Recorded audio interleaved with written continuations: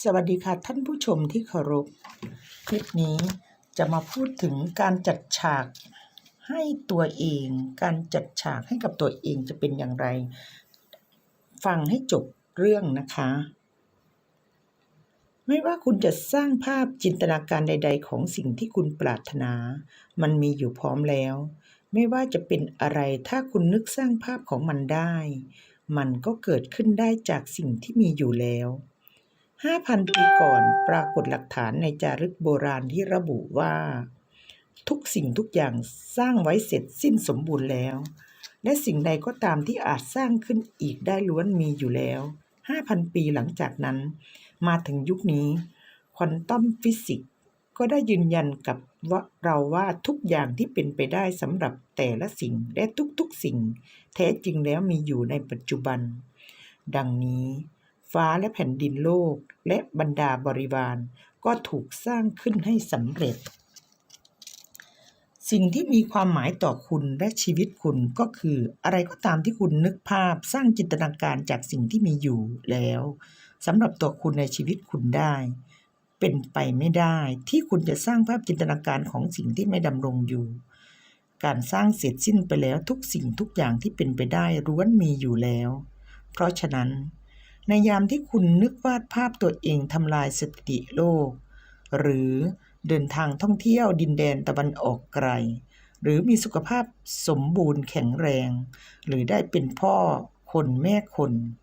ความเป็นไปได้เหล่านั้นมีอยู่แล้วในการก่อตัวเป็นรูปเป็นร่างนับบัดนี้ถ้าสิ่งเหล่านี้ไม่ดำรงอยู่คุณก็คงไม่สามารถสร้างจินตนาการเกี่ยวกับมันได้การชักนำสิ่งที่คุณรักและปรารถนาจากสิ่งที่คุณมองไม่เห็นให้เข้ามาในชีวิตที่มองเห็นได้ของคุณมีเพียงวิธีเดียวอย่างง่ายๆเท่านั้นคือคุณต้องมอบความรักแก่สิ่งที่คุณต้องการโดยผ่านทางจินตนาการและความรู้สึกของคุณเอง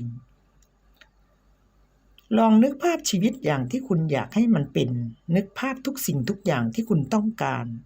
แล้วพกจินตนาการนั้นติดตัวไปตลอดทั้งวัน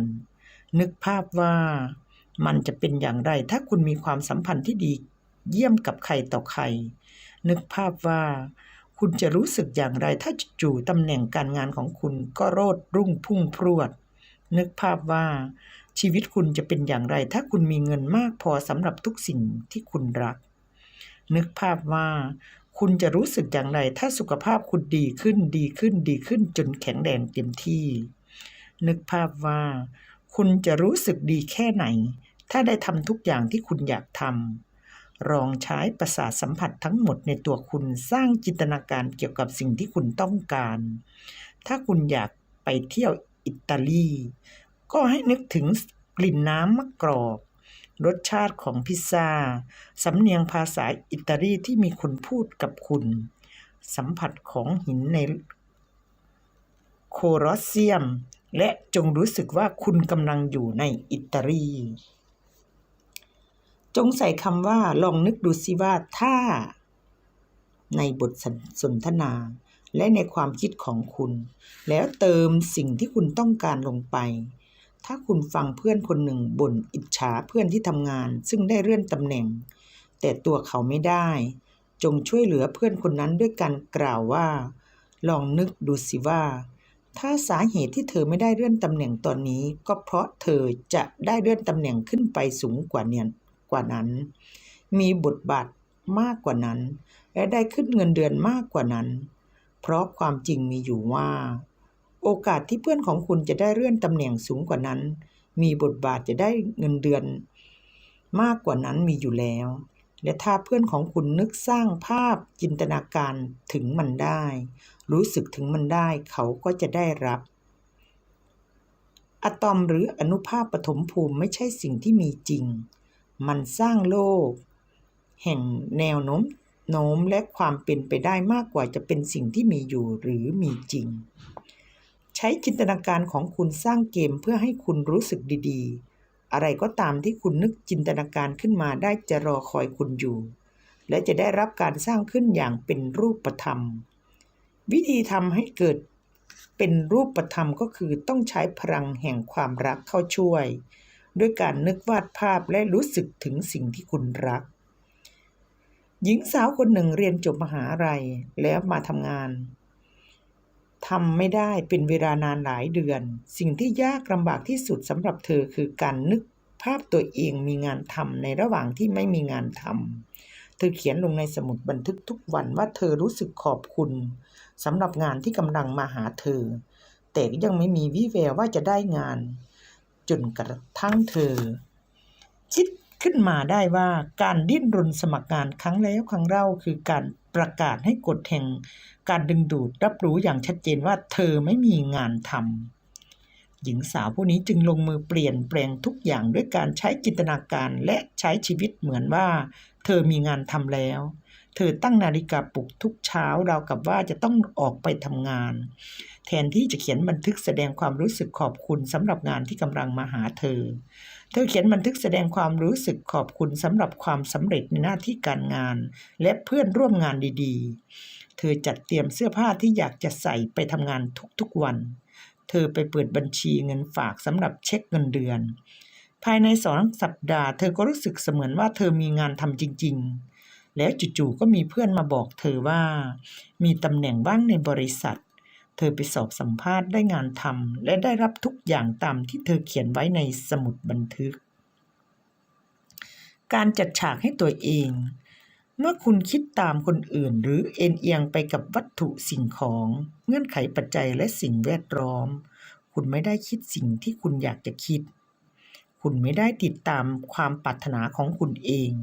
นั่นเป็นเพียงความปรารถนาปลอมๆของคุณจงใช้จินตนาการตัดสินว่าคุณต้องการจะคิดและทำอะไรเวลาที่คุณฝึกใช้กระบวนการสร้างสรรค์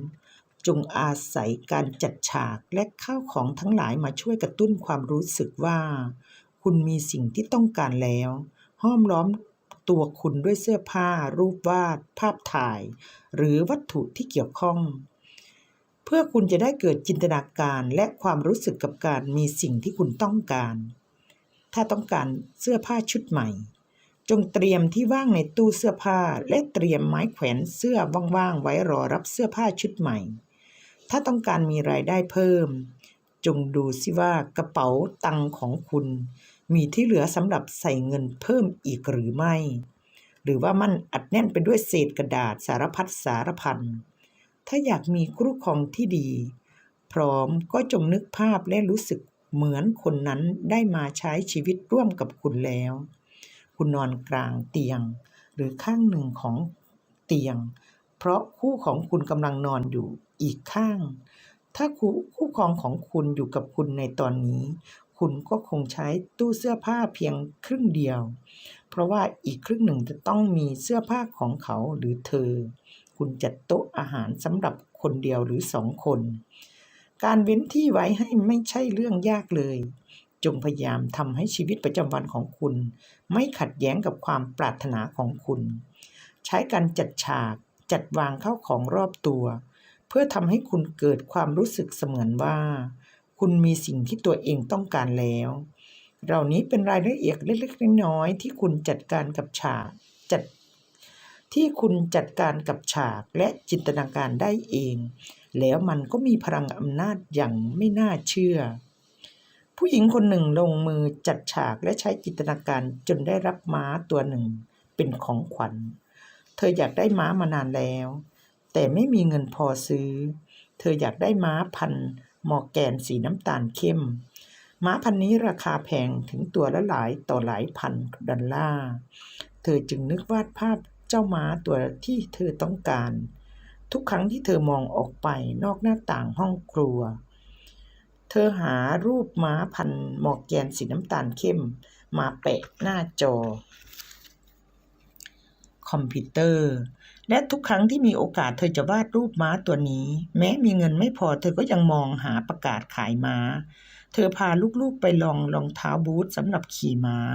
เธอแวะดูอ่านม้าและซื้อเฉพาะอุปกรณ์พอจะซื้อได้เช่นผ้าห่มม้าตะกั่วแปลงสำหรับแปลงขนม้านำมาจัดวางไว้ตรงที่เธอจะมองเห็นได้ทุกวันต่อมาอีกไม่นานเธอได้ไปชมงานแสดงม้าในเมืองที่เธออยู่ในงานมีการจับฉลาก แจกรางวัลและรางวัลที่1ก็คือม้าพันธุ์มอร์แกนสีน้ำตาลเข้มแบบเดียวกับที่เธอนึกภาพไว้ในใจตลอดมาแน่นอนว่าเธอได้รับรางวัลและได้รับม้าของเธอประสาทสัมผัสเป็นอุปกรณ์อย่างหนึ่งจงใช้มันในการเสริมสร้างความรู้สึกเสมือนว่าคุณมีสิ่งที่คุณต้องการแล้วจงลูบคำสัมผัสมันลิ้มรสมันดมกลิ่นมันและได้ยินเสียงของมันชายคนหนึ่งใช้ประสาทสัมผัสทุกส่วนในการชักนำตำแหน่งงานหลายๆตำแหน่งเข้ามาหาตนเขาเคยสมัครงานถึง75ครั้งในช่วงระยะเวลา3ปีแต่ไม่เคยได้งานเลยเขาจึงใช้จินตนาการและประสาทสัมผัสทุกส่วนสร้างภาพจินตนาการว่าตัวเองได้งานในฝันแล้วเขานึกภาพรายละเอียดทุกๆอย่างของงานในวันที่ทำงานใหม่เขาได้กดแป้นพิมพ์คอมพิวเตอร์ในจินตนาการได้กลิ่นมะนาวอ่อนๆของน้ำยาขัดโต๊ะไม้มะฮอกกานีขนาดมหึมาที่เขานั่งทำงานเขานึกภาพเพื่อนร่วมงานและตั้งชื่อให้แต่ละคนเขาพูดคุยกับคนเหล่านั้นประชุมร่วมกับคนเหล่านั้นกระทั่งรับรู้รสชาติของทาโก้ในยามพักเที่ยง7 สัปดาห์ต่อมาเขาก็ถูกเรียกตัวไปสัมภาษณ์หลายแห่งแล้วก็หลายแห่งเรียกไปสัมภาษณ์รอบ2จนกระทั่งได้งานที่ยอดเยี่ยมถึง2แห่งซึ่งเขาเลือกเข้าทำงานที่ตัวเองรักที่สุดซึ่งก็คืองานในฝันของเขานั่นเองจงรู้ไว้ว่าเมื่อคุณเล่นบทของคุณในกระบวนการสร้างสรรค์จนครบแล้วการสร้างก็สำเร็จคุณไม่ได้อยู่ในโลกใบเก่าที่ไม่เคยมีสิ่งที่ต้องการอีกแล้วคุณได้ย้ายตัวเองมาอยู่ในอีกโลกที่มีสิ่งที่คุณต้องการแม้คุณจะยังมองไม่เห็นก็ตามจงรู้ไว้ด้วยว่าคุณจะได้รับในที่สุดเพราะฉะนั้นคุณจะต้องจัดฉากให้ตัวเองให้ได้แล้วคุณก็จะได้รับสิ่งที่คุณมองไม่เห็นตามที่คุณจินตนาการตามที่คุณจัดฉากให้กับตัวเองสำหรับคลิปนี้ขอจบเพียงแค่นี้ก่อนนะคะอย่าลืมกดติดตามไว้นะคะคลิปต่อไปจะได้มาพูดถึงประเด็นหลักของพลังอำนาจว่าพลังอำนาจมีประเด็นหลักสำหรับจินตนาการของเราได้อย่างไรนะคะกดติดตามกดไลค์กดแชร์ไว้นะคะสวัสดีค่ะ